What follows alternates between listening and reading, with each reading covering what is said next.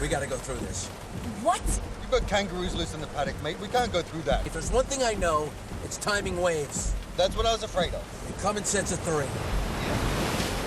1, 2,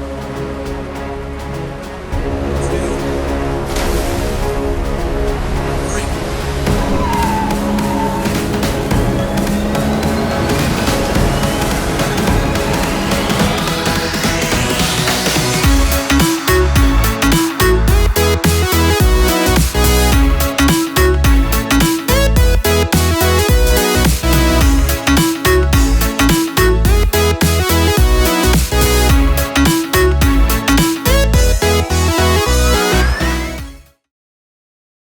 We open 20 miles off the coast on a ship that's left alone in the seas of Mexico. One dated pop song reference later, we see sharks. We see a tornado. Why the hell are we already at the climax of this movie?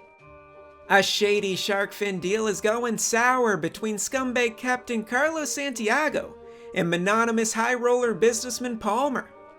They do their bartering on the boat. During the fishing trip, for some odd reason I still can't comprehend. Their vessel gets hit by the perfect storm and takes on water. Sharks start jumping aboard and begin deep-throating the crew, yet those flannel shirts stay dry as a bone. Palmer, not too impressed with the turbulence they're experiencing, tries to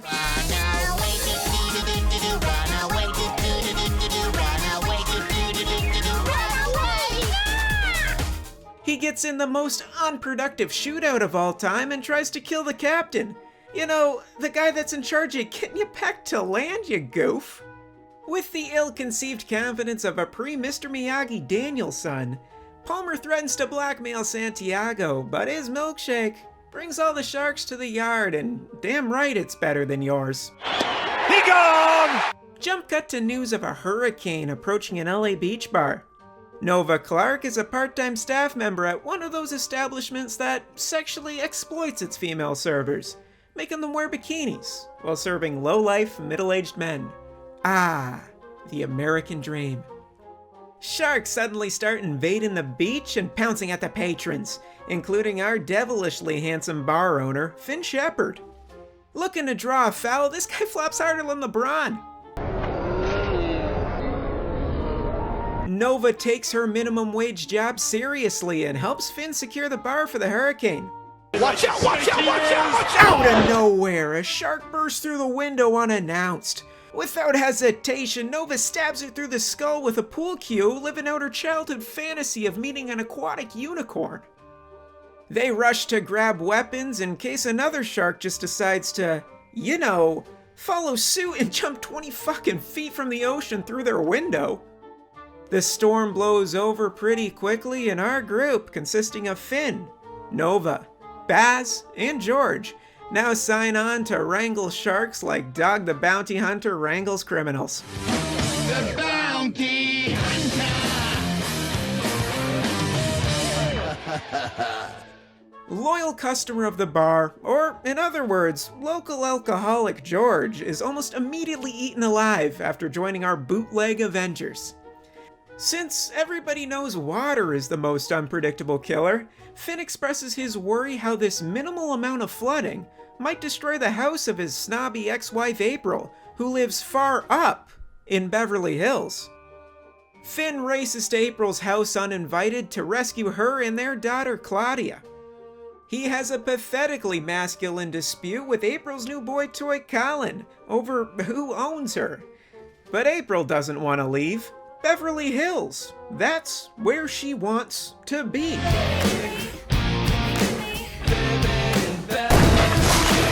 A shark bounces into this alpha party and the house spontaneously floods. Nova, now wielding a shotgun, cleans the shark's sinuses. With all this water in their home, I can't imagine what it looks like outside. Absolutely nothing. Say again, y'all. Finn takes this appropriate opportunity to get flirty with Nova, as April and his daughter are just chilling in the back seat.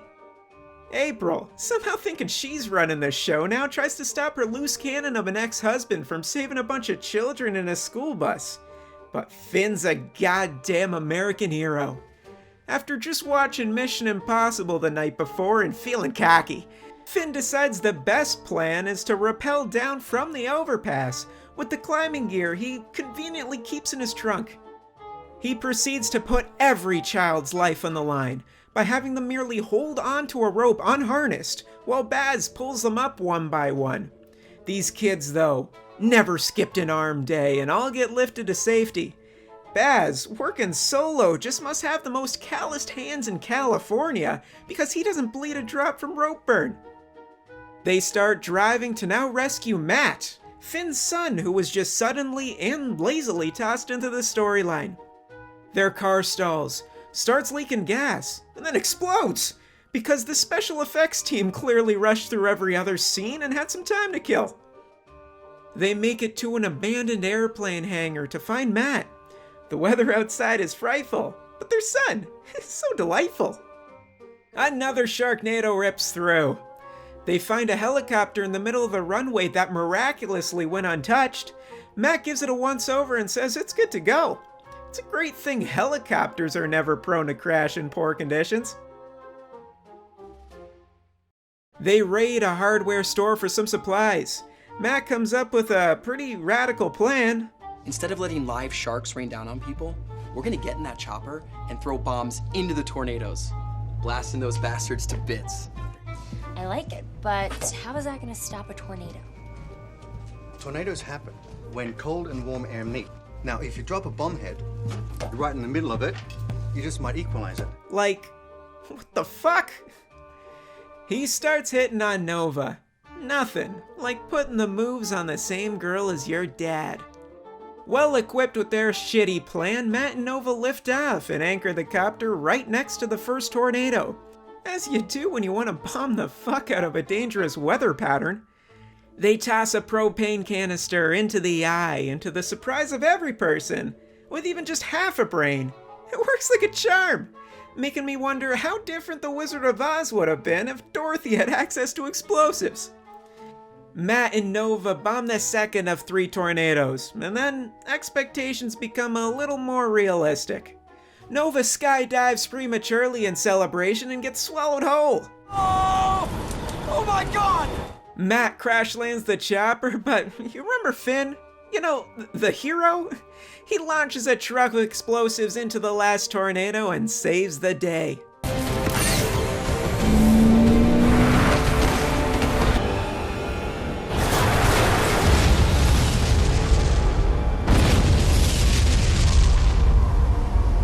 It's raining sharks. Hallelujah! To rescue his daughter from becoming a fish pancake, Finn gives the beast a tonsillectomy. He births himself from a C-section, dragging a stillborn. Hold on a second. Still alive, Nova with him.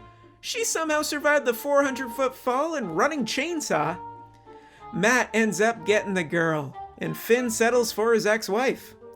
They admire the carnage and giving us one last thing to roll our eyes to. The movie ends with Finn. If you think Ferris wheels are the most boring ride at the fair, hate it when you go to light a match and instead ignite the whole package. Or are really starting to believe your grandpa whenever he repeats, "Things just aren't made like they used to be." Then this movie's for you.